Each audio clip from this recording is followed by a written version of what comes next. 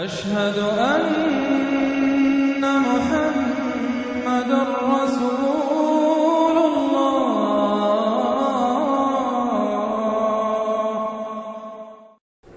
یہ صورتیں ہیں کہ جہاں مکیات ہیں، اب اس کے ساتھ 3 مدنیات ہیں۔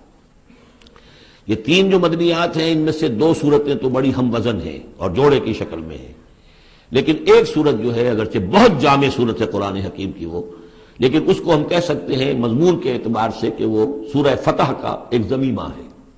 اگرچہ اسلامی ریاست کے اصول، اسلامی معاشرے کے لیے بنیادی ہدایات کے اعتبار سے قرآن حکیم کی اہم ترین، جامع ترین صورت ہے۔ 18 آیات میں اللہ تعالیٰ نے یوں سمجھیے کہ سورہ نساء، سورہ مائدہ میں جو اصول دیے ہیں اسلامی معاشرے کے اور اسلامی ریاست کے، ان کا لب لباب اور خلاصہ 18 آیات میں ہے سورہ حجرات کی۔ جہاں تک سورہ محمد صلی اللہ علیہ وسلم کا تعلق ہے، یہ بھی قرآن کی ان صورتوں میں سے ہے کہ جس کا 2 نام ہے۔ اس کا نام سورہ قتال بھی ہے۔ زمانہ نزول جو ہے یہ غزوہ بدر سے متصلاً قبل نازل ہوئی ہے، یعنی سورہ بقرہ ہی کا ضمیمہ اس کو سمجھنا چاہیے۔ سورہ بقرہ ہے، اکثر وہ آیات جو نازل ہوئی ہیں ہجرت کے بعد سے لے کر اور غزوہ بدر تک، ایک تو ان کا بڑا مجموعہ ہے جو 40 رکوعوں پر مشتمل ہے، وہ تو سورہ بقرہ ہے، لیکن اس کو علیحدہ رکھا گیا ہے، اگرچہ ہے اسی سلسلے کے اندر، اور اس کے علیحدہ رکھنے کا ابھی میں بیان کروں گا کہ سبب کیا ہے۔ تو گویا کہ اس کو ایک طرح سے سمجھیے کہ زمانہ نزول کے اعتبار سے یہ سورہ بقرہ کا ضمیمہ ہے، غزوہ بدر سے قبل نازل ہوئی۔ اور اس کا پس منظر کیا ہے کہ جب یہ حضور نے صلی اللہ علیہ وسلم اپنا اقدام کا عمل شروع کیا ہے، یعنی ایک تو 12 برس تک مکے میں تو حکم یہ تھا کہ ہاتھ بندے رکھو، ہاتھ رکے رکھو، نو ریٹیلیشن، ریونج کا کیا سوال، انتقام تو بہت دور کی بات ہے، no raising of hands even in self defence, اپنے بچانے کے لیے بھی ہاتھ نہیں اٹھانے۔ اگر خباب بن الارت سے کہا گیا کہ اتارے کپڑوں اتار دو، لیٹ جاؤ انگاروں کے اوپر لیٹ جاؤ۔ حضرت یاسر کو اور حضرت سمیہ کو اور حضرت عمار کو جو کچھ بھی ایذائیں دے رہا تھا ابو جہل، کسی مسلمان کو اجازت نہیں تھی کہ جا کر اس کا ہاتھ پکڑے، نہیں۔ یہ مرحلہ تھا پیسو ریزسٹنس کا کہ جو تکلیف آئے جھیلو، جوابی کارروائی کوئی نہیں۔ لیکن اب جیسا کہ ہم سورہ حج میں پڑھ چکے، اذن للذین یقاتلون بانہم ظلموا، اب ایک قتال کا دور شروع ہو گیا۔ لیکن یہ کہ جو منافقین تھے یا جن کے دلوں میں روگ تھا، جو اب اس جان جوکھوں میں ڈالنے کے لیے تیار نہیں تھے، وہ کچھ کہہ رہے تھے کہ آخر لڑائی بھڑائی کا کیا فائدہ ہے، یہ تو کوئی صلح سے کام کرنا چاہیے۔ یا کوئی یہ بھی کہتا ہوگا کہ گڑ دے کر مارا جا سکتا ہو تو زہر کا کو دینا ہے، ہم اپنی دعوت و تبلیغ کے کام کو بس جاری رکھیں۔ اور یہ تو محمد نے، معاذ اللہ میں ان کی بات نقل کر رہا ہوں، یہ محمد نے خود جو ہے مہم جوئی شروع کر دی ہے کہ انہوں نے جو ہے ان کو چھیڑ چھاڑ شروع کر دی، ان کے قافلوں کا تعاقب شروع کر دیا، ان کی جو ہے وہ گویا کہ لائف لائن کے اوپر ہاتھ ڈال دیا۔ تو یہ جو حقیقت اقدام تو کر رہے ہیں یہ خود، اور اس سے گویا کہ لڑائی بھڑائی کا سلسلہ شروع ہو جائے گا۔ تو ان کے دلوں میں تو تھا روگ نفاق کا کہ وہ چاہتے نہیں تھے کہ ہمارے ایمان کا یہ امتحان ہو جائے کہ ہم سے کہا جائے کہ نکلو اللہ کی راہ میں جان ہتھیلی پر رکھ کر، لیکن وہ جو اس کی آڑ لے رہے تھے وہ کہہ رہے تھے کہ یہ لڑائی بھڑائی اور یہ جو ہے فساد، بلکہ صلح جوئی کے ساتھ معاملہ کرو۔ اور نوٹ کر لیجیے سورہ بقرہ کے دوسرے رکوع میں آیا تھا وَإِذَا قِيلَ لَهُمْ لَا تُفْسِدُوا فِي الْأَرْضِ قَالُوا إِنَّمَا نَحْنُ مُصْلِحُونَ أَلَا إِنَّهُمْ هُمُ الْمُفْسِدُونَ وَلَٰكِن لَا يَشْعُرُونَ۔ تو گویا کہ اس جو بھی ہو رہی تھی اس وقت، ان کی جو ذہن کی کیفیت تھی، اس میں اللہ تعالیٰ کی طرف سے یہ سورہ مبارکہ نازل ہوئی ہے، اور یہ اسلوب کے اعتبار سے پورے قرآن میں منفرد ہے۔ بالکل ابرپٹلی شروع ہو رہی ہے، کوئی تمہید نہیں، کوئی حروف مقطعات نہیں، کوئی اللہ کی حمد، کوئی اور شے، کچھ نہیں، قرآن مجید کی عظمت کچھ نہیں، بلکہ الذین، اس سے جملہ شروع ہو رہا ہے جو عام طور پر جملے کے شروع کے لیے عام اسلوب نہیں ہے۔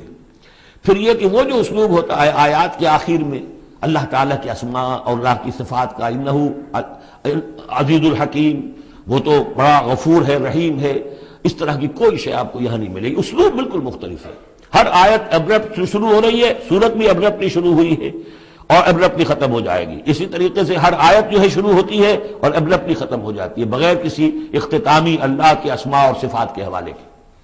باقی اس میں اور سورہ جو اگلی صورت ہے سورہ فتح، اس میں کیا ترتیب ہے وہ یہ ہے کہ حضور کی انقلابی جد و جہد کا جو آخری مرحلہ تھا، یعنی قتال، آرم کانفلکٹ، اس سے متصلاً قبل یہ سورہ محمد نازل ہو رہی ہے، اور اس کا جو اختتام ہو رہا تھا اور اللہ تعالیٰ کی طرف سے جو فتح آئی ہے، اس کی تمہید ہے سورہ حدیبیہ، انا فتحنا لک فتحا مبینا. تو گویا کہ یہ دونوں اینڈ ہیں اس کے. جو آخری مرحلہ تھا انقلاب محمدی صلی اللہ علیہ وسلم کی جد و جہد کا، اس میں جو عام کانفلکٹ شروع ہو رہا ہے غزوہ بدر سے، اس سے قبل یہ صورت نازل ہوئی. اور جب آخری فتح ہونے والی ہے اور وہ فتح مکہ کی ہوگی، لیکن اس سے قبل جو اللہ نے تمہیدی فتح دی ہے وہ فتح ہے انا فتحنا لک فتحا مبینا، وہ صلح حدیبیہ جس کا ذکر جو ہے وہ سورہ فتح کے اندر ہے. یہ ربط ہے ان میں. بسم اللہ الرحمن الرحیم. الذین کفروا وصدوا عن سبیل اللہ اضل اعمالهم. جن لوگوں نے کفر کیا اور اللہ کے راستے سے روکا اور خود بھی رکے. صدا یا سدو میں عرض کر چکا ہوں بار بار، رکنا بھی روکنا بھی، یہ فعل لازم بھی ہے، فعل متعدی بھی ہے. جنہوں نے کفر کیا خود بھی رکے اور دوسروں کو بھی روکا اللہ کے راستے سے، اللہ نے ان کی ساری جد و جہد کو ضائع کر دیا. اضل اعمالهم. ان کی ساری کوشش جو تھی اللہ کے دین کے راستے کو روکنے کی، حضور کی دعوت کو کے راستے کو روکنے کی، سب جا چکی، ضائع ہو چکی، اکارت ہو چکی. اور اب یہ قافلہ جو ہے دعوت محمدی کا صلی اللہ علیہ وسلم اور انقلاب نبوی کا، یہ اپنے منزل کی طرف بڑھے گا. وہ آخری درجے میں اب شامل ہونے والا ہے. والذین آمنوا وعملوا الصالحات وآمنوا بما نزل علی محمد وهو الحق من ربهم کفر عنهم سیئاتهم واصلح بالهم. اور اس کے برعکس جو لوگ ایمان لائے، جنہوں نے نیک عمل کیے اور جو ایمان لائے اس شے پر جو نازل کی گئی ہے محمد پر صلی اللہ علیہ وسلم، وهو الحق، اور وہ حق ہے، من ربهم، ان کے رب کی طرف سے، کفر عنہم سیئاتہم، اللہ نے دور کر دیے، معاف کر دیے ان سے ان کی خطائیں، ان کی غلطیاں. واصلح بالہم، اور ان کے حال کو، ان کی کیفیت کو سنوار دیا، بنا دیا، ان کی سیرتیں، ان کے کردار. اب دیکھ لو یہ جو صحابہ کی جماعت جو ہے، ان کی سیرتیں دیکھو، ان کی شخصیتیں دیکھو. اللہ تعالیٰ نے ان کو نکھار کر ان بھٹیوں میں سے گزار کر کے جو مکے میں تھیں، جن میں سے کہ آزمائشوں کی بھٹیوں میں سے نکل کر آئے ہیں، تو کندن ہو چکے ہیں، خالص زر خالص. ذالک بان الذین کفروا اتبعوا الباطل، یہ اس لیے کہ جن لوگوں نے کفر کیا انہوں نے باطل کی پیروی کی، لہذا وہ تو نتیجہ اس کا وہی نکلنا تھا جو نکل رہا ہے. وان الذین آمنوا اتبعوا الحق من ربهم، اور جو لوگ ایمان لائے انہوں نے پیروی کی حق کی جو ان کے رب کی طرف سے آیا ہے. کذالک یضرب اللہ للناس امثالهم، اسی طرح اللہ تعالیٰ لوگوں کے لیے ان کی مثالیں بیان کرتا ہے. فَإِذَا لَقِيتُمُ الَّذِينَ كَفَرُوا فَضَرْبَ الرِّقَابِ. اب یہ ہے آیت جو مشکلات القرآن میں سے ہے. اس کی وجہ کیا ہے کہ اس میں بھی ایک تقدیم و تاخیر ہے. تقدیم و تاخیر کا اصول میں بتا چکا ہوں، قرآن مجید میں ہوتا ہے اس کے آہنگ کی وجہ سے، اور غور کرنا پڑتا ہے کہ اس کی اصل ترتیب کیا ہے، اور اس سے پھر بات واضح ہوتی ہے. تو یہ قانون دیا جا رہا ہے، اسی کا حوالہ تھا سورہ انفال میں کہ اگر یہ پہلے سے بات نہ آ گئی ہوتی تو اے مسلمانوں، تم نے جو یہ قیدیوں کو زر فدیہ لے کر چھوڑنے کا فیصلہ کیا ہے، اس پر تم پر بڑی سخت گرفت ہوتی ہے اللہ کی. لیکن چونکہ یہ آیت آ چکی تھی، اب اس کی وضاحت میں کر دوں گا آپ کو. فَإِذَا لَقِيتُمُ الَّذِينَ كَفَرُوا، تو اے مسلمانوں جب اب تمہاری مٹ بھیڑ ہو کافروں سے، اب جو ہے عام کانفلکٹ شروع ہونا ہے، اب تلوار سے ٹکرائے گی، میدان میں تمہیں آنا پڑے گا. تو اس کا قاعدہ کیا ہے؟ فَضَرْبَ الرِّقَابِ، تو ان کی گردنوں کو مارنا ہے. پہلا کام یہ ہے، ان کی گردنیں مارو، انہیں قتل کرو. حَتَّى إِذَا أَسْخَنْتُمُوهُمْ، یہاں تک کہ جب تم ان کو اچھی طریقے سے کچل دو، ان کی طاقت ختم ہو جائے. فَشُدُّ الْوَثَاقِ، پھر تم ان کو قیدی بنا سکتے ہو، پھر باندھو ان کو مضبوطی کے ساتھ. فَإِمَّا مَنًّا بَعْدُ وَإِمَّا فِدَاءً حَتَّى تَضَعَ الْحَرْبُ أَوْزَارَهَا، اور پھر چاہے تو انہیں اس کے بعد جو ہے تم چھوڑ سکتے ہو احسان رکھ کر، بغیر فدیہ لیے، اور وَإِمَّا فِدَاءً، یا فدیہ لے کر. حَتَّى تَضَعَ الْحَرْبُ أَوْزَارَهَا، یہاں تک کہ جنگ جو ہے وہ اپنے ہتھیار رکھ دے، ڈال دے. اس میں ہے اصل میں تقدیم و تاخیر. یہ پہلے ہے حَتَّى إِذَا أَسْخَنْتُمُوهُمْ فَشُدُّوا الْوَثَاقَ حَتَّى تَضَعَ الْحَرْبُ أَوْزَارَهَا فَإِمَّا مَنًّا بَعْدُ وَإِمَّا فِدَاءً. یعنی یہ کہ جب تمہارا مقابلہ کافروں سے ہو تو پہلے مرحلہ یہ ہے کہ ان کی گردنیں مارو، پھر جب ان کی قوت کچھ نہیں جائے پھر تم انہیں قیدی بنا سکتے ہو، جب تک کہ جنگ اپنے ہتھیار بالکل رکھ دے. اب اس کو سمجھ لیجئے کہ ایک ہوتی ہے بیٹلز، ایک ہوتی ہے وار. بدر جنگ تھی لیکن بیٹل کی نوعیت کی تھی، وار تو 6 سال تک چلنی ہے. Battle of Badr, battle of Uhud, battle of Ahzab, battle of بنی المصطلق، بیٹل بنا معلوم کتنی بیٹلز ہیں. یہ 6 سال تک مسلسل جنگ ہے، جس میں کہ تھوڑا سا وقفہ آیا صلح حدیبیہ کی وجہ سے، ورنہ تو جا رہا ہے. وار واز کنٹینیوئنگ، وار ابھی ختم نہیں ہوئی ہے، ایک بیٹل ختم ہوئی ہے. ایک مہم ختم ہوئی ہے، ایک لڑائی ختم ہوئی ہے، جنگ تو جاری ہے. حتی تضع الحرب اوزارہا، جبکہ وہ جنگ اپنے ہتھیار رکھ دے، یعنی اس درجے وہ دین کا غلبہ ہو جائے کہ اب کوئی ریزسٹنس نہ رہے. تو پھر یہ ہے کہ چاہے تم ان کو چھوڑ دو فدیہ دے کر، اور چاہے تم ان کو ویسے بھی احسان سے بھی چھوڑ دو تو کوئی حرج نہیں. احسان کرو بغیر فدیہ دیے بھی چھوڑ دو تو کوئی حرج نہیں. لیکن جب تک کہ ابھی مقابلہ چل رہا ہے اس وقت تک فدیہ لے کر چھوڑ دینے کے معنی کیا ہوئے کہ آپ نے کفر کو تقویت پہنچائی. جو آج جنگ کر کے یہاں کرنے کے لیے آئے تھے ان میں سے 70 مارے گئے. اچھا وہ تو کفر کا ایک بازو تو ٹوٹ گیا، لیکن یہ 70 جو تمہاری قید میں آئے تھے اس کو تم نے فدیہ لے کر چھوڑ دیا تو یہ بازو دوبارہ جا کر تم پر حملے کے لیے تیار ہو جائے گا کہ نہیں. لیکن چونکہ یہاں پہ اب اس کا معاملہ ججمنٹ کا، واقعتاً دشمن کی کمر کچلی گئی ہے یا نہیں، یہ ہے ججمنٹ کا معاملہ. تو حضور نے اگر یہ سمجھا کہ کمر کچلی گئی ہے تو اس کے اوپر پکڑ نہیں ہو سکتی. اجتہاد جو ہے، اجتہاد کا اصول یہ ہے کہ اجتہاد میں مخطی بھی ہو تو اسے اجر ملتا ہے اور مصیب ہو تو دوہرا اجر ہے. چونکہ حضور کے اجتہاد پر یہ تھا تو آپ کو اگر چھوڑ دیا گیا تو اما منن بعد و اما فدان، جب یہ آلٹرنیٹو اس کے اندر موجود ہے اس آیت کے اندر کہ اس کے بعد پھر چاہو تو تم بغیر کوئی فدیہ لیے ہوئے احسان دھر کر چھوڑ دو اور چاہے فدیہ لے کر چھوڑ دو، تو حضور نے اس کو استعمال کیا ہے. اگرچہ اللہ تعالیٰ کے نزدیک ابھی وہ کچھ بھی نہیں گئی تھی کفر کی طاقت، لہذا یہ قبل از وقت ہے جو اجتہاد ہو گیا ہے. اسی لیے کہا کہ اگر یہ آیت نازل نہ ہو چکی ہوتی پہلے تو جو کچھ تم نے کیا ہے اللہ تعالیٰ اس پر تمہاری پکڑ سخت کرتا. میرا خیال ہے میں وہ آیت بھی آپ کو سنائی دوں، اس لیے کہ یہ بہت مشکل مقامات میں سے ہے، بڑی مشکل سے لوگوں کی سمجھ میں آتی ہے. یہ دیکھیے یہ آیت نمبر 67 سے سنا رہا ہوں. ما کان لنبی ان یکون لہ اسرا حتی یسخن فی الارض، وہی لفظ جو یہاں آیا ہے حتی اذا اسخنتموہم حتی یسخن فی الارض.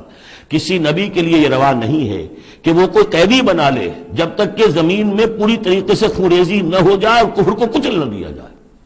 تریدون عرض الدنیا، تم دنیا کا ساز و سامان چاہتے ہو کہ یہ فدیہ دیں گے رقم آئے گی. واللہ یرید الآخرہ، اللہ کے نگاہوں کے سامنے آخرت ہے. اللہ عزیز الحکیم، اللہ عزیز اور حکیم ہے. لولا کتاب من اللہ سبقا، اگر یہ اللہ کی طرف سے وہ کتاب پہلے آنا چکی ہوتی، حکم، اب یہ کتاب کے معنی پھر وہی حکم ہے یہاں پر، اللہ کی طرف سے پہلے یہ آیت جو ہے جو اس حکم پر مبنی ہے وہ نازل نہ ہو چکی ہوتی، لمسکم فیما اخذتم عذاب عظیم، تو جو کچھ تم نے لیا ہے اس پر تمہارے اوپر بڑی سخت گرفت ہوتی ہے اللہ کی طرف سے. لیکن چونکہ وہ تھی فکلوا مما غنمتم حلالا طیبا، تو جو بھی اب تمہیں غنیمت ملی ہے اسے کھاؤ حلال، اور اس کو حلال اور طیب سمجھتے. یہ ہے اس آیت کا مطلب. جب تمہارا مقابلہ ہو دشمنوں سے تو گردنیں مارنا ہے پہلا کام. پھر جب پوری طرح کچل لو، طاقت کچھ نہیں گئی کفر کی، تو پھر قیدی بھی بناؤ. فشد الوثاق حتی تضع الحرب اوزارہا، جب جنگ بالکل ختم ہو جائے اور گویا کہ وہ ہتھیار ڈال دیے، جنگ نے ڈنگ ڈال دیے، اب کوئی طاقت نہیں رہی کفر میں، پھر تم چاہو تو ان کو فدیہ لے کر چھوڑ دو، چاہو تو بغیر فدیہ کے بھی چھوڑ دو، کوئی بات نہیں، اب کوئی خطرہ نہیں. اس لیے کہ انقلاب آ چکا اور مستحکم ہو چکا، اب ان کے کیے کچھ نہیں ہوگا. حتی تضع الحرب اوزارہا ذالک ولو یشاء اللہ لانتصر منہم، اللہ چاہتا تو خود ہی ان سے بدلہ لے لیتا، ان کفار سے انتقام لے لیتا. ولکن لیبلو بعضکم ببعض، اللہ تعالیٰ چاہتا تو اس 1000 کے لشکر کو آنے واحد میں ختم کر دیتا. لیکن اللہ نے تمہیں موقع دیا، تمہاری آزمائش کی، تمہارے صبر کا امتحان لیا. لیکن اللہ تعالیٰ امتحان لیتا ہے، جانچتا ہے بعض کو بعض کے ذریعے سے. وہ 1000 کے لشکر کے ذریعے سے ان 313 کے استقامت کی، ایمان اور استقامت جو ہے اس کی آزمائش ہو گئی. والذین قتلوا فی سبیل اللہ فلن یضل اعمالہم، اور جو لوگ اللہ کی راہ میں قتل ہو گئے تو اللہ تعالیٰ ان کے اعمال کو ضائع کرنے والا نہیں ہے، ان کے سارے اعمال کا بھرپور اجر انہیں مل جائے گا.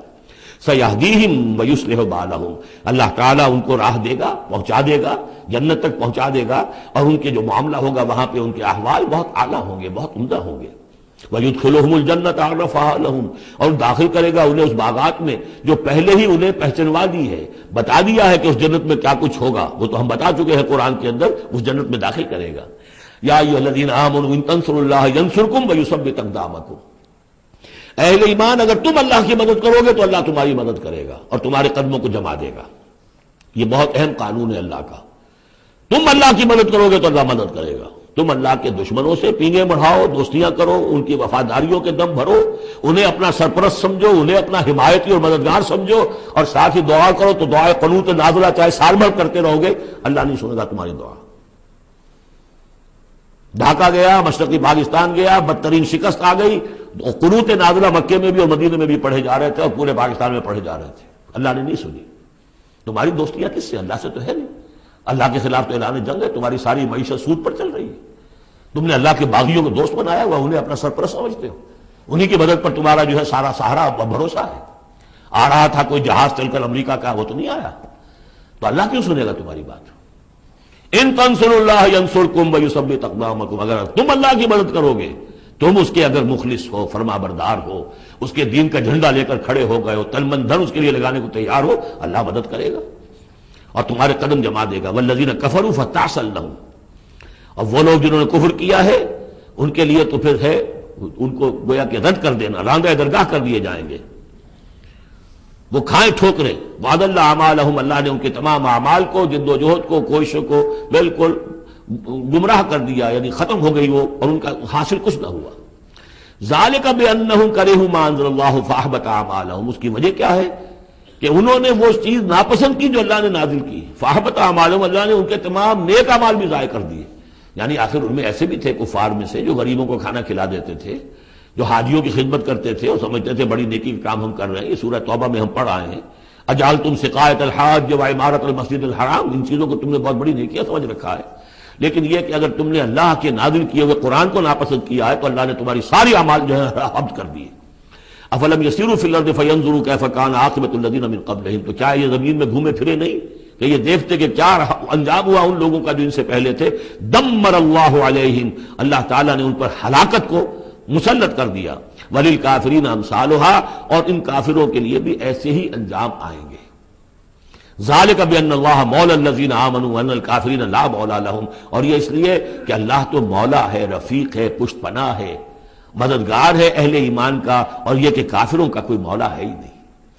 یہ اصل میں یہیں سے حضور نے پھر وہ نعرہ اخذ کیا تھا جب غزوہ احد میں، جب وقتی طور پر مسلمانوں کی شکست ہو گئی اور حضور بھی اور صحابہ بھی پھر پہاڑ کے اوپر چڑھ گئے احد پر، اور اس کے بعد پھر جو دامن میں کھڑے ہوئے تھے جو کفار کے اس وقت کے سربراہ تھے، اس میں ابو سفیان تھے اور خالد بن ولید جو بعد میں دونوں ایمان لے آئے صحابہ میں سے ہیں۔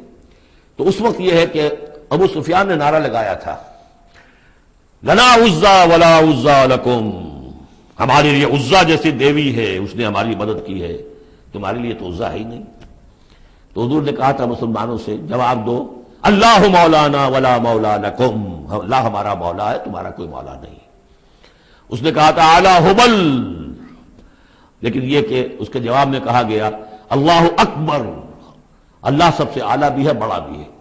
تو یہ جو نعرہ ہے کہ اللہ مولانا ولا مولا لکم، ذالک بان اللہ مولا الذین آمنوا وان الکافرین لا مولا لہم، ان اللہ یدخل الذین آمنوا وعملوا الصالحات جنات تجری من تحتها الانہار، یقیناً اللہ تعالیٰ داخل کرے گا ان لوگوں کو جو ایمان لائے، جن نے نیک عمل کیے، ان باغات میں جن کے دامن میں ندیاں بہتی ہوں گی۔ والذین کفروا یتمتعون ویاکلون کما تاکل الانعام، اور وہ لوگ جو کفر کر رہے ہیں وہ کھا پی رہے ہیں، عیش اڑا رہے ہیں دنیا میں، کھا رہے ہیں جیسے کہ حیوانات بھی کھاتے ہیں۔ والنار مثوی لکم، لیکن یہ کہ بالآخر ان کا ٹھکانہ جو ہے وہ آگ ہے۔ وَكَأَيٍّ مِّن قَرْيَةٍ هِيَ أَشَدُّ قُوَّةً مِّن قَرْيَتِكَ الَّتِي أَخْرَجَتْكَ، اور اے نبی کتنی ہی بستیاں ایسی گزری ہیں کہ جو اس بستی سے کہیں زیادہ قوت میں تھیں جس نے آپ کو نکلنے پر مجبور کیا ہے۔ مکے سے بڑے بڑے شہر تھے، ان سے بڑی اس کی جو ہے قوتیں تھیں، بڑی طاقتور قومیں وہاں رہتی تھیں۔ تو یہ جو بستی جس نے کہ آپ کو وہاں سے نکلنے پر مجبور کیا ہے، اس سے کہیں زیادہ بڑی جو بستیاں تھیں انہیں ہم نے ہلاک کیا۔ اہلکناہم فلا ناصر لہم، ان کو ہم نے ہلاک کر دیا اور ان کا کوئی مددگار نہ ہوا۔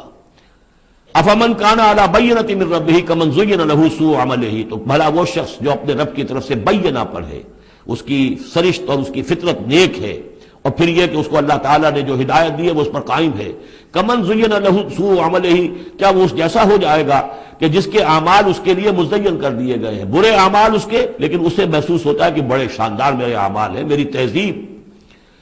طریقتکم المثلی، تمہارا کلچر بہت اعلیٰ کلچر، مثالی کلچر، واتبعوا اہواءہم، اور انہوں نے پیروی کی ہے اپنی خواہشات کی۔ ان دونوں میں ظاہر بات ہے کہ مساوات نہیں ہو سکتی۔ وہ جو اللہ کی طرف سے بینہ پر ہے وہ کامیاب ہونے والے ہیں، اور یہ لوگ جو اپنی خواہشات کی پیروی کر رہے ہیں ناکام ہونے والے ہیں۔ مثل الجنۃ التي وعد المتقون فيها انہار من ماء غیر آسن وانہار من لبن لم يتغیر طعمه وانہار من خمر لذۃ للشاربین وانہار من عسل مصفى ولهم فيها من كل الثمرات ومغفرة من ربهم كمن هو خالد في النار وسقوا ماء حمیما فقطع امعاءهم صدق اللہ العظیم۔ مثال اس جنت کی جس کا وعدہ کیا گیا ہے متقیوں سے، اس میں نہریں ہیں پانی کی جن میں کوئی بو نہیں، اور نہریں ہیں دودھ کی جس کا ذائقہ تبدیل نہیں ہوتا، وانہار من خمر، اور ایسی شراب کی نہریں کہ جو لذت والی ہے پینے والوں کے لیے، وانہار من عسل مصفی، اور نہریں ہیں ایسے شہد کی جس کو صاف کیا جا چکا ہو، جھاگ اتارا جا چکا ہو، وَلَهُمْ فِيهَا مِنْ كُلِّ الثَّمَرَاتِ، اور پھر مزید برآں ان کے لیے ہوں گے وہاں تمام میوے، تمام پھل، وَمَغْفِرَةٌ مِّن رَبِّكُمْ، اور مغفرت ہوگی ان کے رب کی طرف سے۔ بھلا یہ لوگ کمن ہوا خالد فی النار، بھلا وہ لوگ کہ جو ان جنتوں میں ہوں گے ان کے برابر ہو سکتے ہیں وہ کہ جو ہے آگ میں، جو رہیں گے ہمیشہ آگ میں، وَسُقُوا مَاءً حَمِيمًا، اور انہیں پینے کو دیا جائے گا کھولتا ہوا پانی، فقطع امعاءہم، جو ان کی اتلیوں کو کاٹ کر رکھ دے گا۔ وَمِنْهُمْ مَنْ يَسْتَمِعُ إِلَيْكَ، اب یہاں سے جو اصل مضمون اس سورہ مبارکہ کا ہے، جو میں پہلے عرض کر چکا ہوں کہ قتال سے جو طبیعت اب گھبرا رہی تھی کچھ لوگوں کی، خاص طور پر جن کے دلوں میں رعب تھا، منافقت تھی، ان کی کیفیت ہے جو اس سورہ مبارکہ میں بڑی تفصیل سے آئے گی۔ وَمِنْهُمْ مَنْ يَسْتَمِعُ إِلَيْكَ، ان میں سے کچھ لوگ ایسے بھی ہیں جو اے نبی آپ کی بات بڑی توجہ سے سنتے ہیں، حَتَّى إِذَا خَرَجُوا مِنْ عِنْدِكَ، یہاں تک کہ جب وہ آپ کے پاس سے نکل کر باہر جاتے ہیں، قَالُوا لِلَّذِينَ أُوتُوا الْعِلْمَ مَاذَا قَالَ آنِفًا، تو وہ کہتے ہیں ان کو کہ جنہیں علم دیا گیا، کیا کہا انہوں نے، اب یہ نئی بات آج کیا کہہ دی انہوں نے۔ یہ اوت العلم سے مراد اہل ایمان بھی ہو سکتے ہیں کہ وہ لوگ اہل ایمان میں سے جو لوگ ان میں زیادہ سمجھدار ہیں اور جن کو سمجھتے ہیں کہ زیادہ ان کو اللہ نے فہم عطا فرمایا، ان سے پوچھتے ہیں یہ بات کچھ سمجھ میں نہیں آئی جو آج کہی ہے محمد نے صلی اللہ علیہ وسلم، یا پھر یہ اہل کتاب سے جا کر پوچھتے ہیں جو علم والے جن کو علم پہلے دیا گیا تھا، ماذا قال آنفا، یہ کیا کہہ دیا، یعنی جنگ کے بارے میں جو بھی اب کوئی تجویز ہو رہی ہے، اقدام کا مرحلہ ہے، اب نکلنا ہے، قریش کے قافلوں کا پیچھا کرنا ہے، ماذا قال آنفا اولئک الذین طبع اللہ علی قلوبہم، یہ وہ لوگ ہیں کہ جن کے دلوں پر اللہ تعالیٰ نے مہر کر دی ہے، واتبعوا اہواءہم، اور یہ اپنی خواہشات کی پیروی کر رہے ہیں، یعنی یہ ہچکچاہٹ جن کے اندر پیدا ہو گئی ہے، در حقیقت یہ نشانی ہے اس بات کی کہ ان کے دلوں میں منافقت پیدا ہو چکی ہے۔ والذین اہتدوا زادہم ھدی، اور جو ہدایت پر ہے اللہ تعالیٰ نے ان کی ہدایت میں اضافہ کیا ہے، اس نئے مرحلے کے آنے سے ان کے جوش ایمان میں اور ذوق شہادت میں اضافہ ہو گیا ہے۔ وآتاہم تقواہم، اللہ تعالیٰ نے انہیں ان کے تقوی میں اور اضافہ فرمایا ہے۔ فَهَلْ يَنظُرُونَ إِلَّا السَّاعَةَ أَن تَأْتِيَهُم بَغْتَةً، تو یہ کس چیز کے منتظر ہے سوائے قیامت کے کہ وہ آ دھمکے ان پر اچانک۔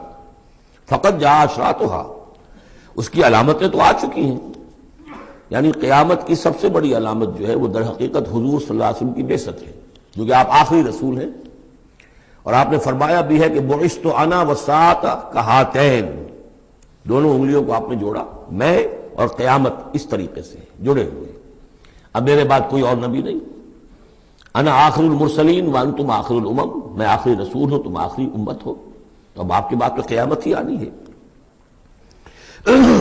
فَأَنَّىٰ لَهُمْ إِذَا جَاءَتْهُمْ ذِكْرَاهُمْ، تو جب وہ آ جائے گی ان پر دھمک آ جائے گی، آ دھمکے گی، تو پھر اس وقت ان کا یاد کرنا یا نصیحت اخذ کرنا یا سبق حاصل کرنا ان کے کس کام کا ہوگا۔ فَاعْلَمْ أَنَّهُ لَا إِلَٰهَ إِلَّا اللَّهُ وَاسْتَغْفِرْ لِذَنبِكَ، بس جان لو کہ اللہ کے سوا کوئی معبود نہیں، اور اپنی خطاؤں کے لیے اللہ سے استغفار کرو۔ اب یہاں ایک تو یہ ہے کہ یہ بات خطاب کر کے حضور سے کہی جا رہی ہے واحد کے صیغے میں، اس حوالے سے ایک تعویل تو یہ ہو سکتی ہے کہ یہ حقیقت میں حضور کی وساطت سے آپ کی امت سے کہی جا رہی ہے، لیکن یہ ہے کہ اس میں علماء نے یہ بات بھی نکالی ہے کہ یہاں حضور مخاطب ہے، اور حضور کی مخاطبت میں یہ پہلو موجود ہے کہ حضور کے گناہ کا معاملہ جو ہے ہم اپنے گناہ پر قیاس نہ کریں۔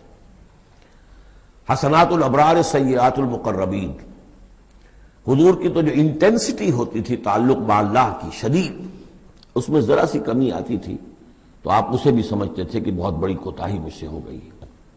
گویا کہ ہمارے لیے تو کہیں بمشکل کبھی اللہ تعالیٰ کی خصوصی عنایت سے طبیعت کے اندر انشراح ہو جائے تو یہ بہت بڑی نعمت ہے، اور حضور کے لیے وہ تو انشراح تو ہر وقت رہتا ہی تھا۔ اگر ذرا سا کہیں کسی مسئلے میں تھوڑی سی اس انشراح کی شدت میں کمی آ جائے تو آپ اسے بہت بڑی اپنی کوتاہی، بڑا گناہ سمجھتے تھے۔ ویسے میری ایک ذاتی رائے بھی ہے، وہ میں اگلی صورت میں آ کر اس بات کو پورے طور سے واضح کروں گا کہ یہاں حضور کی خطا سے مراد یہ ہے کہ جو بھی اس جد و جہد میں کہیں کوئی کوتاہی رہ گئی ہے، اور وہ کوتاہی اگر دوسرے مسلمانوں سے ہوئی ہے، تب بھی جیسا کہ آپ کو معلوم ہے کہ جنگ اگرچہ سب مل کر لڑتے ہیں، سپاہی بھی لڑتا ہے، لیکن یہ کہ صحرا بنتا ہے تو جو کمانڈر ہوتا ہے، سپہ سالار ہوتا ہے، فتح اس کے کھاتے میں جاتی ہے۔ اسی طریقے سے شکست ہو جائے تو شکست کا جو کلنک کا ٹیکہ ہے وہ بھی ظاہر بات ہے کہ سپہ سالار کے ماتھے پر لگے گا، چاہے اس میں غلطی کسی اور کی ہو جائے۔ اس اعتبار سے اگر کہیں کسی سے کوئی کوتاہی ہوئی ہے تو گویا کہ وہ حضور صلی اللہ علیہ وسلم کی جد و جہد ہونے کے اعتبار سے کہ آپ ہی کی قیادت میں ہو رہی ہے، تو اس جد و جہد کے اندر کہیں کوئی کوتاہی یا کمی جو ہے اس کا ذکر ہو رہا ہے۔ وَلِلْمُؤْمِنِينَ وَالْمُؤْمِنَاتِ، اے نبی آپ استغفار کیجئے اپنی خطا، آپ تقصیر کا بھی، اور اہل ایمان مردوں اور عورتوں کے لیے بھی۔ وَاللَّهُ يَعْلَمُ مُتَقَلَّبَكُمْ وَمَثْوَاكُمْ، اللہ خوب جانتا ہے کہاں تمہیں لوٹ کر جانا ہے، بازگشت تمہاری کہاں ہے، اور کہاں تمہارا اصل گھر ہے مستقل، تمہارا ٹھکانہ کہاں ہے، یعنی آخرت، بہشت۔ وَيَقُولُ الَّذِينَ آمَنُوا لَوْلَا نُزِّلَتْ سُورَةٌ، اور کہتے ہیں یہ لوگ جو ایمان کے دعوے دار ہیں کیوں نہیں کوئی سورت نازل ہوئی۔ یہ بہت اہم آیت ہے اس سورت کی، کہ اصل میں حضور نے جب وہ چھوٹی چھوٹی مہمیں بھیجنی شروع کر دی تھی، اس وقت تک کوئی ایسی صحیح آیت جب اللہ کے راستے میں نکلو اور قتال کرو شاید نازل نہیں ہوئی۔ اذن کے درجے میں تو بات آ گئی کہ سورہ حج کے اندر آیت نازل ہو گئی تھی، لیکن سورہ حج کو بھی بعض حضرات چونکہ مدنی سمجھتے ہیں تو ہو سکتا ہے وہ بھی اس کے بعد نازل ہوئی ہو، اگر وہ رائے صحیح ہو۔ باقی سورہ بقرہ کے اندر جو آیات آئی ہیں وہ بھی یہ ہے کہ جب وہ تم سے جنگ کریں، قاتلوا فی سبیل اللہ الذین یقاتلونکم، اور بظاہر ہجرت کے بعد ابتدا ابھی مکے والوں کی طرف سے نہیں ہوئی تھی، انیشیٹو حضور نے لیا ہے، چھوٹے چھوٹے دستے آپ نے بھیجنے شروع کر دیے، ان کا گھیراؤ گویا کہ آپ کر رہے ہیں۔ ایک تو پولیٹیکل آئسولیشن آف قریش، کہ جہاں بھی آپ گئے 4 مہموں میں تو آپ خود بھی تشریف لے گئے، 8 مہمات ہیں کل بدر سے پہلے، جن میں سے 4 میں آپ نے بھی شرکت فرمائی، اس لیے وہ غزوات کہلاتے ہیں۔ عام ہمارا خیال ہے کہ پہلا غزوہ جو ہے غزوہ بدر ہے، اس سے پہلے 8 ہیں مہمات، جن میں سے 4 سرایا ہیں جن میں حضور تشریف نہیں لے گئے، مسلمانوں کو آپ نے بھیجا، اور 4 غزوات ہیں۔ جہاں آپ گئے وہاں جا کر آپ نے وہاں کے قبیلے سے، اس علاقے میں جو قبیلہ آباد تھا اس سے آپ نے صلح کر لی۔ اب یا تو وہ پہلے حلیف تھا قریش کا، اب حلیف بن گیا وہ حضور کا صلی اللہ علیہ وسلم، یا یہ کہ نیوٹرل بن گیا، اس نے کہا کہ نہ ہم آپ کی مدد کریں گے قریش کے خلاف، نہ قریش کی مدد کریں گے آپ کے خلاف۔ نتیجہ یہ ہوا کہ پولیٹیکل جو انفلوئنس تھا، zone of influence, political influence Quraysh کا وہ کم ہو رہا ہے۔ پھر آپ نے قافلوں کا پیچھا کیا تو اس سے اندازہ ہوا کہ اب ان کی لائف لائن جو ہے، ان کی تو شہرت تھی وہ، اس کے اوپر آپ نے ہاتھ ڈالا۔ یہ چیزیں چونکہ آپ کی طرف سے ہوئی ہیں، اس وقت تک مکے والوں کی طرف سے جو بھی کچھ انہوں نے کیا، مکے میں ستایا، مارا، پیٹا، وہ تھے اپنی جگہ۔ ہجرت کے بعد ان کی طرف سے کوئی اقدام نہیں ہوا۔ اس پر یہ لوگ جو تھے، جو ذرا اس جنگ وغیرہ سے اور اس معاملے سے اپرا رہے تھے، تو ان کو ایک دلیل ملی ہوئی تھی، وہ کہتے تھے لولا نزلت سورۃ، کیوں نہیں کوئی سورت نازل ہو جاتی۔ یہ تو محمد صلی اللہ علیہ وسلم نے خود ہی اپنا ایک سلسلہ شروع کر دیا ہے اپنی ذاتی رائے سے۔ ان کا خیال ہوگا جیسے کوئی مہم جو انسان ہوتا ہے، تو شاید اسی طریقے سے اب یہ جو ہے مہم جو انسان بن گئے۔ لولا نزلت سورۃ فاذا انزلت سورۃ محکمۃ، پھر جب ایک محکم سورت نازل کر دی گئی، وذکر فیہا القتال، اور اس میں قتال کا حکم آ گیا۔ رأیت الذین فی قلوبہم مرض، تو اب تم دیکھو گے ان لوگوں کو کہ جن کے دلوں میں روگ ہے، ینظرون الیک نظر المغشی علیہ من الموت، اب آپ کی طرف ایسے دیکھیں گے جیسے وہ شخص دیکھتا ہے جس پر موت کی غشی طاری ہو رہی ہوتی ہے۔ دلیل ان کی ختم ہو گئی۔ اب وہ کہتے تھے کہ آیت اترے، کو قرآن نازل ہو جس سے معلوم ہو کہ اب قتال ہے، یہ اللہ کا حکم ہے۔ اسی لیے اسی آیت میں جو لفظ قتال آیا ہے، اسی کے حوالے سے اس سورت کا نام سورہ قتال بھی ہے۔ فَإِذَا أُنزِلَتْ سُورَةٌ مُحْكَمَةٌ وَذُكِرَ فِيهَا الْقِتَالُ رَأَيْتَ الَّذِينَ فِي قُلُوبِهِم مَرَضٌ يَنظُرُونَ إِلَيْكَ نَظَرَ الْمَغْشِيِّ عَلَيْهِ مِنَ الْمَوْتِ فَأَوْلَىٰ لَهُمْ، تو افسوس ہے ان پر، بربادی ہے ان کے لیے۔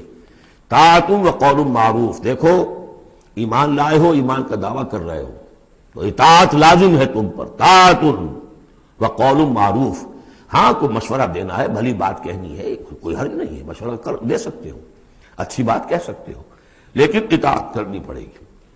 فَإِذَا عَزَمَ الْأَمْرُ، مشورے کے بعد جب فیصلہ ہو جائے، ایک بات طے ہو جائے، فَلَوْ صَدَقُوا اللَّهَ لَكَانَ خَيْرًا لَهُمْ، تو اب اگر انہوں نے جو وعدہ اللہ سے کیا ہوا تھا اور جو میثاق ایمان ان کا ہے اس کو اگر یہ سچا کریں گے، ثابت ہوں گے سچے، تبھی ان کی خیریت ہے، تبھی ان کے لیے بہتری ہے۔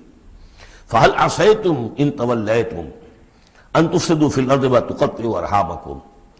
اس آیت کے دو ترجمے کیے گئے ہیں، پہلے میں وہ ترجمہ کر رہا ہوں کہ جو شیخ الہند کا بھی ہے اور مجھے اسی سے اتفاق ہے، کہ تم ذرا سوچو، اگر جس حال میں اس وقت تم ہو، اگر تمہیں حکومت مل جائے، تم والی بن جاؤ، تمہیں یہاں اقتدار مل جائے اس جزیرہ نما عرب میں، تو تمہاری ابھی چونکہ پوری تربیت نہیں ہوئی ہے، خاص طور پر ظاہر بات ہے کہ جو انصار مدینہ تھے ابھی ایمان لائے تھے، ان کی تربیت تو نہیں ہوئی، ان میں ایک بڑی تعداد ایسے لوگوں کی بھی شامل تھی، آپ کو معلوم ہے کہ جو منافق تھے، آخر غزوہ احد میں 1/3 نفری جو ہے وہ نکل کر چلی گئی تھی، تو معلوم ہوا کہ اس میں اتنی بڑی تعداد میں منافق بھی تھے۔ اگر اس حال میں تمہیں کہیں حکومت مل جائے تو تم کیا کرو گے؟ تفسدوا فی الارض، زمین میں فساد مچاؤ گے، وتقطعوا ارحامکم، اور اپنے رحمی رشتے کاٹو گے۔ یہ بات سمجھنی چاہیے ان جماعتوں کو بھی کہ جو چاہے اپنے دارشت میں دین کے لیے اقتدار حاصل کرنا چاہتی ہیں، کہ ہم دین کو قائم کرنے کے لیے چاہتے ہیں کہ ہمارا غلبہ ہو، لیکن یہ کہ اگر وہ اپنے کارکنوں کی تربیت پر زور نہیں دیں گے، ان میں خلوص اور اخلاص اور للہیت، خالص اللہ کے لیے جو کرنا ہے اللہ کے لیے اور دین کے احکام کے مطابق، اگر ان جماعتوں کے کارکن جو ہیں وہ اس کی پوری تربیت یافتہ نہیں ہوں گے، تو ہو سکتا ہے کہ بجائے اگر انہیں کہیں اختیار مل جائے تو بجائے کہ اصلاح کے اور فساد ہو جائے۔ اور پہلا فساد تو اس اعتبار سے کہ بہرحال وہ لوگ فاسق اور فاجر تھے، انہوں نے جو فساد مچایا سو مچایا، لیکن اگر دین کے نام پر کہیں فساد مچ جائے تو پھر دین بدنام ہو جائے گا۔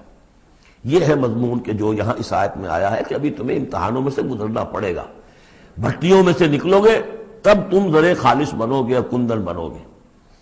ایک ترجمہ یہ کیا گیا ہے ان تولیتم، مطلب اگر تم منہ موڑ لو گے، قتال نہیں کرو گے، تو اس کا نتیجہ یہ نکلے گا کہ زمین میں فساد ہوگا اور تم اپنے رحمی رشتے قطع کرو گے۔ لیکن میرے نزدیک پہلا مضمون، یہ ترجمہ میں آپ کو پڑھ کر سنا رہا ہوں، شیخ الہند کا ہے۔ پھر تم سے یہ بھی توقع ہے کہ اگر تم کو حکومت مل جائے تو خرابی ڈالو ملک میں اور قطع کرو اپنی قرابتیں، مجھے اسی سے اتفاق ہے۔ اولئک الذین لعنہم اللہ فاصمہم واعمی ابصارہم، یہ وہ لوگ ہیں کہ جن پر اللہ تعالیٰ نے لعنت کی ہے اور انہیں بہرا بھی کر دیا ہے اور ان کی نگاہوں کو اندھا کر دیا ہے۔ افلا یتدبرون القرآن ام علی قلوب اقفالها، کیا یہ قرآن پر تدبر نہیں کرتے؟ قرآن پر تدبر کریں، اس کے بین السطور بھی تو پڑھیں۔ غلبہ دین کی جد و جہد میں یہ سارے مراحل آنے والے ہیں، یہ تو ان سے پہلے کہہ دیا گیا تھا، سورہ عنکبوت میں آ چکا تھا۔ احسب الناس ان یترکوا ان یقولوا آمنا وهم لا یفتنون، کیا لوگوں نے یہ سمجھا تھا کہ صرف یہ کہنے سے کہ ہم ایمان لائے انہیں چھوڑ دیا جائے گا اور بخش دیا جائے گا اور انہیں آزمایا نہیں جائے گا؟ وَلَقَدْ فَتَنَّا الَّذِينَ مِن قَبْلِهِمْ فَلَيَعْلَمَنَّ اللَّهُ الَّذِينَ صَدَقُوا وَلَيَعْلَمَنَّ الْكَاذِبِينَ، ہم نے تو ہمیشہ جو بھی ان سے پہلے تھے ان کو بھی آزمایا ہے، اور اللہ تو صاف کھول دے گا، واضح کر دے گا کہ کون حقیقت میں سچے مومن ہیں اور کون جھوٹ موٹ کے مومن بنے ہوئے ہیں۔ اور اسی صورت میں آگے بھی آ گیا فَلَيَعْلَمَنَّ اللَّهُ الَّذِينَ آمَنُوا وَلَيَعْلَمَنَّ الْمُنَافِقِينَ، اللہ تو بالکل دودھ کا دودھ پانی کا پانی جدا کر دے گا کہ اللہ تعالیٰ کھول دے گا کہ کون واقعی مومن اور کون منافق ہے۔ تو کیا یہ لوگ قرآن پر تدبر نہیں کرتے یا ان کے دلوں پر قفل پڑ چکے ہیں؟ ان الذین ارتدوا علی ادبارہم من بعد ما تبین لہم الہدی، یقیناً وہ لوگ جو اپنی پیٹھوں کے بل مڑ جائیں گے اس کے بعد کہ ان پر ہدایت واضح ہو چکی ہو۔ الشیطان سول لہم، شیطان نے در حقیقت ان کے لیے یہ مرحلہ ارتداد کا اور پیچھے مڑ جانے کا آسان کر دیا ہے۔ واملی لہم، اور ان کو بڑی طول عمل کے اندر پھنسا دیا ہے، لمبے لمبے ان کی امیدیں ہیں دنیا کے اندر. ظاہر بات ہے دنیا میں بڑے بڑے نقشے بنا رکھے ہیں، تو اب یہ میدان جنگ میں جاتے ہوئے تو انسان کترائے گا. ذالک بانہم قالوا للذین کرہوا ما نزل اللہ سنطیعکم فی بعض الامر. یہ اس لیے ہے کہ انہوں نے کہا ان لوگوں سے جنہیں ناپسند ہے وہ شے جو اللہ نے نازل کی. اللہ نے قرآن نازل کیا، یہ ناپسند کس کو تھا؟ قریش کو تھا، کفار کو اور یہود کو. تو یہ لوگ یہ ایمان تو لے آئے تھے، لیکن یہ کہ ان کے اندر وہ روگ تھا، دلوں میں وہ مرض تھا، وہ نفاق کی بیماری جڑ پکڑ چکی تھی. وہ یہ کہتے تھے ذالک بانہم قالوا للذین کرہوا ما نزل اللہ، جن لوگوں کو یہ اللہ کے اتاری ہوئی کتاب اور اللہ کے اتارے ہوئے احکام پسند نہیں آتے، ان سے جا کر ان کا سنطیعکم فی بعض الامر. تو دیکھیے ہم اگرچہ ایمان تو لے آئے ہیں، محمد کی بات تو ہمیں ماننی ہے، لیکن ہم آپ کی بھی اطاعت جاری رکھیں گے. کچھ چیزوں کے اندر آپ کی بات پر ہم عمل کریں گے، آپ کا حکم مانیں گے. آپ یہ نہ سمجھیے کہ ہم نے آپ سے اپنا رشتہ بالکل توڑ لیا. منافق اسی کو کہتے ہیں کہ جس نے دونوں کے ساتھ جوڑا رکھنے کی اپنے آپ کو کوشش کی. مذبذبین بین ذلک لا الہ الا ولا الہ الا. ان کے پاس جاتے تو کہتے ہیں، اہل ایمان کے پاس آتے تو کہتے ہیں ہم ایمان لے آمنا. وَإِذَا خَلَوْا إِلَىٰ شَيَاطِينِهِمْ قَالُوا إِنَّمَا كَانُوا نَسْتَهْزِئُونَ إِنَّمَا نَحْنُ مُسْتَهْزِئُونَ وَاللَّهُ يَعْلَمُ إِسْرَارَهُمْ. اور اللہ تعالیٰ کو خوب معلوم ہے جو کچھ کی یہ خفیہ باتیں کرتے ہیں جا کر. فَكَيْفَ إِذَا تَوَفَّتْهُمُ الْمَلَائِكَةُ يَضْرِبُونَ وُجُوهَهُمْ وَأَدْبَارَهُمْ. تو کیا حال ہوگا ان کا جب کہ ان کی جانیں قبض کریں گے فرشتے، ان کے چہروں پر ضرب لگاتے ہوئے، ان کی پیٹھوں کے اوپر ضرب لگاتے ہوئے. ذالک بانہم اتبعوا ما اسخط اللہ. یہ اس لیے کہ انہوں نے پیروی اس چیز کی جو اللہ کو ناپسند ہے. وکرہوا رضوانہ، اور ناپسند کیا انہوں نے اللہ کی رضا کو. فاحبط اعمالہم، تو اللہ نے ان کے سارے اعمال اکارت کر دیے، حبط کر دیے. یعنی اب تک انہوں نے حضور کے پیچھے نمازیں جو پڑھی ہیں اور جو بھی کوئی نیکیاں کی ہیں، اب جب مرحلہ آ گیا ہے قتال کا اور یہ جی چرا رہے ہیں، تو گویا کہ وہ سارے ان کے اب تک کے جو اعمال ہیں وہ حبط ہو جائیں گے. ام حسب الذین فی قلوبہم مرض ان لن یخرج اللہ اضغانہم. کیا سمجھا تھا ان لوگوں نے کہ جن کے دلوں میں یہ روگ ہے کہ اللہ تعالیٰ ان کے کھوٹ کو ظاہر نہیں کرے گا؟ وہ اپنے کھوٹ کو اندر جو نفاق کی بیماری لیے پھرتے ہیں اس کو چھپائے رکھ سکیں گے؟ انہوں نے یہ سمجھا تھا. اللہ تعالیٰ نے تو اسے واضح کرنا تھا. فَلَيَعْلَمَنَّ اللَّهُ الَّذِينَ آمَنُوا وَلَيَعْلَمَنَّ الْمُنَافِقِينَ. تو ام حسب الذین فی قلوبہم مرض ان لن یخرج اللہ اضغانہم. انہوں نے سمجھا تھا کہ اللہ تعالیٰ ان کے کھوٹ کو، دلوں کے کھوٹ کو علم نشرہ نہیں کر دے گا. وَلَوْ نَشَاءُ لَأَرَيْنَاكَهُمْ. اور اگر ہم چاہیں تو اے نبی آپ کو دکھا دیں کہ یہ ہیں وہ لوگ. فَلَعَرَفْتَهُمْ بِسِيمَاهُمْ. آپ ان کے چہروں سے انہیں خود ہی پہچان لیں گے. ظاہر بات ہے کہ ایک صادق الایمان شخص کا چہرہ اور ایک منافق کا چہرہ، انسان کے قلب کی کیفیت جو ہوتی ہے وہ تو چہرے کے اوپر جو ہے، face is the index of mind, ذہنی کیفیت جو ہے، قلب کی کیفیت جو ہے چہرے پر ہوتی ہے. فَلَعَرَفْتَهُمْ. تو آپ پہچان ہی چکے ہیں انہیں ان کے چہروں سے. وَلَتَعْرِفَنَّهُمْ فِي لَحْنِ الْقَوْلِ. اور مزید آپ پہچان لیں گے انہیں ان کی گفتگو کے ڈھب سے، انداز سے. گفتگو میں بھی ظاہر بات ہے کچھ چاپلوسی کریں گے، کچھ ہیر پھیر ڈالیں گے. ایک مخلص آدمی کی گفتگو اور ایک اس طرح کے شخص کی گفتگو زمین و آسمان کا فرق ہوتا ہے. واللہ یعلم اعمالکم. اللہ تمہارے اعمال کو خوب جانتا ہے. وَلَنَبْلُوَنَّكُمْ حَتَّى نَعْلَمَ الْمُجَاهِدِينَ مِنْكُمْ وَالصَّابِرِينَ. اور ہم تو لازماً آزمائیں گے تمہیں، یہاں تک کہ ہم، ترجمہ تو ہوگا ہم معلوم کر لیں، ہمیں علم ہو جائے. لیکن چونکہ اہل سنت کا عقیدہ یہ کہ اللہ کا علم تو قدیم ہے، تو یہاں ہم اس کی ترجمانی کرتے ہوئے کہتے ہیں ہم ظاہر کر دیں گے اس کو تاکہ سب کے علم میں آ جائے، سب دیکھ لیں. ہم آزمائیں گے تمہیں یہاں تک کہ سب دیکھ لیں کہ مجاہدین کون ہیں تم میں سے. حتی نعلم المجاہدین منکم والصابرین. اور وہ جو صبر کرنے والے ہیں. وَنَبْلُوَ أَخْبَارَكُمْ. اور ہم تمہارے سارے حالات کی پوری طریقے سے تحقیق کر لیں. یہ تقریباً سمجھیے کہ وہ آیت جو آئی تھی سورہ بقرہ میں، وَلَنَبْلُوَنَّكُمْ بِشَيْءٍ مِّنَ الْخَوْفِ وَالْجُوعِ وَنَقْصٍ مِّنَ الْأَمْوَالِ وَالْأَنفُسِ وَالثَّمَرَاتِ. ابھی وہاں چونکہ قتال کا حکم نہیں آیا تھا اس لیے وہاں پر ابھی جنگ کا تذکرہ نہیں تھا. یہ تو تھا کہ ہم تمہیں آزمائیں گے بھوک سے اور جانی اور مال کے نقصان سے اور ثمرات کے ضیاع سے. لیکن یہاں اسی آیت کو ایکسٹینشن سمجھیے، وَلَنَبْلُوَنَّكُمْ حَتَّى نَعْلَمَ الْمُجَاهِدِينَ مِنْكُمْ وَالصَّابِرِينَ. تاکہ ہم دیکھ لیں کون ہیں وہ جو واقعتاً جہاد کرنے والے ہیں، صبر کرنے والے ہیں، اور ان کی پوری طرح جانچ پرکھ کر لیں.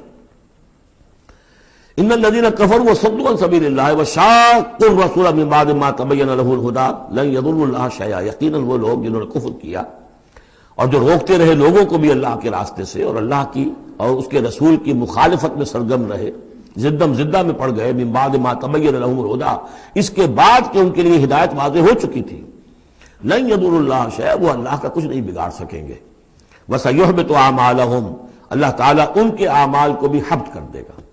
یعنی اس پہلے ذکر تھا منافقین کا، اب یہاں کفار مکہ کا ذکر ہے۔ ان کے اعمال کیا تھے؟ وہی حاجیوں کی خدمت کرتے تھے۔ اجعلتم سقایۃ الحاج وعمارۃ المسجد الحرام کمن آمن باللہ والیوم الآخر، اور یہ کہ بہرحال اور بھی کچھ دے، کسی نے کھانا کھلا دیا، کسی کو کچھ اور کر دیا، اور پھر یہ کہ جو کچھ انہوں نے جد و جہد کی ہے، انہوں نے بھی مال خرچ کیے ہیں، جنگیں کی ہیں۔ بدر میں آئے تھے تبھی تو بہت سے لوگوں نے کفار نے انفاق کیا تھا، تبھی تو ساز و سامان تیار ہوا تھا، 900 اونٹ لے کر نکلے تھے، روزانہ ایک دن 10 ایک دن 9 اونٹ تو ذبح ہو رہے تھے وہ فوج کو جو کھانا کھلانے کے لیے، تو آخر لوگوں نے کنٹریبیوٹ کیا تھا، تو یہ سارے اعمال ان کے اکارت چلے گئے۔ یا ایھا الذین آمنوا اطیعوا اللہ واطیعوا الرسول ولا تبطلوا اعمالکم، اے اہل ایمان اللہ کی اطاعت کرو اور اس کے رسول کی اطاعت کرو، لا تبطلوا اعمال، اپنے اعمال ضائع نہ کرا بیٹھنا۔ یعنی اب تک اگر تم نے کچھ اعمال کیے ہیں، کوئی محنت بھی کی ہے، کچھ انفاق بھی کیا ہے، کچھ اور جد و جہد کی ہے، لیکن اب جو یہ مرحلہ نیا آ گیا ہے، اس کو یوں سمجھیے اب امر حال یہ ہے، اللہ کا اس کے رسول کا جس وقت جو حکم ہے اس وقت اس کو ماننا ہوگا۔ اب حکم یہ ہے، لہذا اگر اس میں تم نے کہیں پیٹھ دکھا دی تو تم اپنے سارے سابقہ اعمال کو باطل کرا لو گے۔ ان الذین کفروا وصدوا عن سبیل اللہ ثم ماتوا وهم کفار فلن یغفر اللہ لهم، یقیناً وہ لوگ کہ جنہوں نے کفر کیا اور اللہ کے راستے سے وہ روکتے رہے اور یا رکے رہے، یہ دونوں جیسے میں نے عرض کیا کہ صدا یا صدو جو ہے یہ فعل لازم بھی ہے، فعل متعدی بھی ہے۔ ثم ماتوا وهم کفار، اور وہ مر گئے اسی حال میں کہ وہ کافر تھے، فلن یغفر اللہ لهم، تو ایسے لوگوں کو اللہ تعالیٰ ہرگز نہیں بخشے گا۔ فلا تہنوا، تو اے مسلمانوں تم ڈھیلے نہ پڑو، بودے پن کا مظاہرہ نہ کرو، وتدعوا الی السلم، سیدھا سلم میں، اور تم جو اب یہ کہہ رہے ہو صلح کی بات ہونی چاہیے اور سلامتی کی بات ہونی چاہیے اور خام خواہ کی لڑائی جھگڑا جو ہے اس سے کیا حاصل ہے، یہ جو تم کر رہے ہو یہ نہ کرو۔ فلا تہنوا وتدعوا الی السلم، بلکہ اب جو مرحلہ آ گیا ہے اب تو سرفروشی کا مرحلہ آ گیا ہے، وانتم الاعلون، اور گھبراؤ نہیں، تم ہی سب سے اونچے رہو گے، سربلند رہو گے، غالب ہوگے۔ واللہ معکم، اللہ تمہارے ساتھ ہے، اس کی مدد تمہارے شامل حال ہے۔ ولن یترکم اعمالکم، اللہ تعالیٰ تمہارے اعمال ضائع نہیں کرے گا۔ انما الحیات الدنیا لعب و لہو، یہ دنیا کی زندگی تو کھیل ہے اور کچھ جی کا بہلانا ہے، اس کے سوا کیا ہے؟ آخرت کے مقابلے میں تو یہ دھوکے کا سامان ہے، دھوکے کی ٹٹی ہے۔ وما الحیات الدنیا الا متاع الغرور وان تؤمنوا وتتقوا یؤتکم اجورکم، اگر تم ایمان لاؤ، ایمان پر قائم رہو اور اپنے رب کا تقوی اختیار کیے رکھو، اللہ تعالیٰ تمہیں دے گا تمہارے بدلے، تمہارے اجر۔ ولا یسألکم اموالکم، اور وہ تم سے تمہارے مال نہیں مانگتا، مطلب یہ کہ سارے مال نہیں مانگتا یا تم سے زبردستی مال نہیں مانگتا۔ دیکھیے دونوں چیز ذہن میں رکھیے، اللہ مال تو مانگتا ہے، من ذا الذی یقرض اللہ قرضا حسنا، کون ہے جو اللہ کو قرض حسنا دیتا ہے؟ کتنی مرتبہ کہا اللہ کی راہ میں انفاق کرو، اللہ کی راہ میں انفاق کرو۔ سورہ بقرہ میں ہم پڑھ چکے ہیں، انفقوا فی سبیل اللہ ولا تلقوا بایدیکم الی التہلکہ، اللہ کی راہ میں خرچ کرو، لگا دو، اپنے آپ کو اپنے ہاتھوں ہلاکت میں مت ڈالو۔ یہ اللہ کا مال مانگنا تو ہے، لیکن ایک تو یہ کہ جبر نہیں کیا، یہ کمال ہے محمد رسول اللہ صلی اللہ علیہ وسلم کا، اتنی عظیم انقلابی جد و جہد۔ کبھی آپ نے نہیں کہا کہ ایمرجنسی ہے لہذا اب سب کا مال ضبط، فلاں کا مال ضبط، کچھ نہیں، جو بھی تشویق ہے ترغیب ہے، لیکن جس نے دیا اپنی مرضی سے دیا، سوائے ایک جنگ کے نفیر عام بھی نہیں تھی، تشویق ہے ترغیب ہے، حرض المومنین علی القتال، نکلو اللہ کی راہ میں، شہادت جو ہے اس کو اپنا مقصود سمجھو، شہادت ہے مطلوب و مقصود ہے مومن، جبر نہیں کیا۔ یہ کمال ہے میرے نزدیک، ویسے تو کمال ہر پہلو سے ہے، لیکن یہ نکتہ بھی ذہن میں رکھیے کہ کہیں بھی کسی صورتحال میں جبر کا معاملہ نہیں آیا، تو اللہ تعالیٰ تم سے جبرن نہیں مانگتا یا کل کے کل مال نہیں مانگتا۔ ان یسألکموہا، اگر وہ تم سے مانگے تمہارے سارے مال، فیحفکم، اور تم پر سختی کرے، تنگی کرے، تبخلوا، تم بخل سے کام لوگے، ویخرج اضغانکم، اور اللہ ظاہر کر دے گا پھر تمہارے اندر کے کھوٹ کو، جو تمہارا کھوٹ اندر ہے وہ زبانوں پر آ جائے گا، جیسا کہ غزوہ احزاب کے موقع پر آ گیا کہ ما وعدنا اللہ ورسولہ الا غرورا، منافقین نے یہ بات کہہ دی کھلم کھلا کہ اللہ اور اس کے رسول نے تو ہمیں دھوکہ دیا، سب باغ دکھائے، ہاں تم ہؤلاء تدعون لتنفقوا فی سبیل اللہ، تمہیں بلایا جا رہا ہے، ترغیب دی جا رہی ہے، تمہیں تشویق کی جا رہی ہے کہ تم اللہ کی راہ میں خرچ کرو، لتنفقوا فی سبیل اللہ، فمنکم من یبخل، تم میں سے کوئی وہ بھی ہے جو بخل سے کام لیتے ہیں، ومن یبخل فانما یبخل عن نفسہ، جو کوئی بخل سے کام لے رہا ہے وہ بخل اپنے آپ سے کر رہا ہے، وہ اپنے وہ فائدے چھوڑ رہا ہے کہ جو انفاق سے اسے ملیں گے۔ ایک کے 700 ملتے ہوں تو اگر نہیں دے رہے آپ ایک تو کس کا گھاٹا کیا؟ اپنا نقصان کیا نا، تو وہ تو اپنی جان سے ہی نفس کا جو ہے بخل کر رہا ہے۔ واللہ الغنی وانتم الفقراء، اور اللہ تعالیٰ تو غنی ہے، یہ تو تمہارے امتحان کے لیے مانگ رہا ہے تم سے، اللہ کو قرض دو۔ اللہ تعالیٰ تم سے صدقات بھی قبول کر لیتا ہے، وَيَقْبَلُ الصَّدَقَاتِ، صدقات قبول کر لیتا ہے، یہ اللہ تعالیٰ کی طرف سے تمہارے لیے تمہارا اعزاز ہے، اکرام ہے۔ واللہ الغنی، حالانکہ وہ غنی ہے، وَأَنْتُمُ الْفُقَرَاءُ، اور محتاج اصل میں تم ہو۔ وَإِن تَتَوَلَّوْا، یہ آیت بڑی فیصلہ کن ہے، ان تتولوا، اگر تم پیٹھ پھیر لوگے، یستبدل قوما غیرکم، تو تمہیں ہٹا کر کسی اور قوم کو لے آئے گا، ثم لا یکونوا امثالکم، پھر وہ تمہاری طرح کے نہیں ہوں گے۔ اب یہ ہو سکتا ہے کہ اس کا اطلاق جو ہے اس وقت کے کچھ لوگوں پر بھی ہوا ہو کہ جنہوں نے منافقت کی بنا پر پیٹھ موڑ لی، اللہ نے اپنے نبی کے لیے ان سے زیادہ جو ہے جانثار قسم کے اہل ایمان جو ہے وہ فراہم کر دیے۔ لیکن یہی آیت جو ہے اس اعتبار سے کہ حضور کی بعثت اصلی، بعثت خصوصی امیین کے لیے تھی، بنی اسماعیل اور عرب کے مشرکین جو ان کے تابع تھے، ان کے لیے یہ کہ یہ بات ان سے کہی جا رہی ہے کہ اب تمہیں سے امت بنی ہے، امت المسلمہ کن سے بنی ہے؟ اس کا نیوکلیس اہل عرب، وہی امت عرب کے لوگ۔ اگر یہ مشن جو تمہارے حوالے ہوا ہے، کذالک جعلناکم امۃ وسطا لتکونوا شہداء علی الناس ویکون الرسول علیکم شہیدا، اگر تم نے اس مشن سے منہ موڑ لیا تو اللہ تمہیں ہٹائے گا، معزول کر دے گا، کسی اور قوم کو لے آئے گا۔ چنانچہ میرے نزدیک اس آیت کا ظہور ہوا ہے بتمام و کمال 13ویں صدی عیسوی میں، جبکہ اللہ تعالیٰ نے عربوں کو امت مسلمہ کی قیادت سے معزول کر دیا۔ 1258 عیسوی میں سقوط بغداد ہوا، ہلاکو کے ہاتھوں جو مسلمانوں پر تاتاریوں کے ہاتھوں بیتی ہے، کروڑوں مسلمان قتل ہوئے اس وقت، معمولی نہیں۔ اور آخری خلیفہ بنو عباس کا، اس کو کھینچ کر محل سے گھسیٹ کر باہر نکالا گیا، جانور کی ایک کھال میں لپیٹ کر تاتاریوں نے اپنے گھوڑوں کے سموں تلے اسے کچل دیا۔ وہ گویا کہ عربوں کا معزول ہونا تھا امت مسلمہ کی قیادت سے۔ اس کے بعد کچھ عرصہ گزرا ہے، لیکن پھر اللہ نے وہ ایک معجزہ دکھایا کہ انہی تاتاریوں میں سے کتنی قومیں ایمان لے آئیں۔ ہے آیا فتنہ تاتار کے افسانے سے، پاسباں مل گئے کعبے کو صنم خانے سے۔ پھر وہی تاتاری تھے جن میں سے ترکان تیموری نکل آئے، ترکان صفوی نکل آئے، ترکان سلجوقی ان سے بھی پہلے آ چکے تھے، اور ترکان عثمانی، پھر گریٹ آٹومان امپائر، پھر خلافت بھی اللہ نے پھر وہاں منتقل کر دی۔ 400 برس تک خلافت جو ہے وہ بھی ترکان عثمانی کے پاس رہی۔ ان تتولوا یستبدل قوما غیرکم ثم لا یکونوا امثالکم، صدق اللہ العظیم۔